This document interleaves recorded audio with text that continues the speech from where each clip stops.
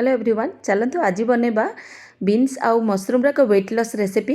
देखो ये गोटे कढ़ई कौन कर गोटे चामच तेल नहीं जाइए गोटे अधा चामच सोरिष पकईकि पूरा संपूर्ण रूप फुटवा छाड़ा तापर अधा चामच जीरा देकी भी फुटवा छाड़ा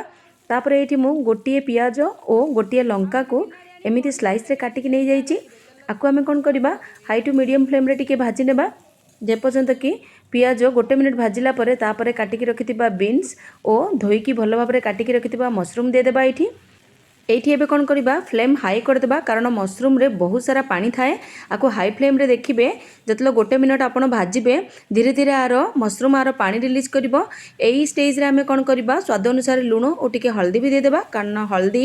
एंटी इनफ्लामेटरी होता है बहुत भल आम देह पाई। तापर देखंतु हाई फ्लेम रे गोटे रु 2 मिनट भाजिला परे धीरे धीरे मशरूम टी सगी होची और तार पानी रिलीज करची आपन को आउ टिके गोटे मिनट पर भाजिला पर देखिए केते सारा पानी बाहर पड़ची जदि एई पानी आपण आर न सुखेबे ताहले ये बहुत पानी चिया लागिबो आपको आपण आउ 2 मिनट एमती हाई फ्लेम रे भाजिला पर देखिए सब गुडा पानी मरी जिवो। एई स्टेज रे आपण कोन करिवे ऑलरेडी परिबा गुडा को 50% कुक हेलानी ताको कवर करिकी आउ 2 रु 3 मिनट कुक करिवे आउ थे गोटे थर आपको घाटी देबे घाटी देकी एमती घोड़े घोड़े आपण गोटे रु 2 मिनट लागे हार्डली रेसिपीटी 5 रु 7 मिनट रे हो जाए।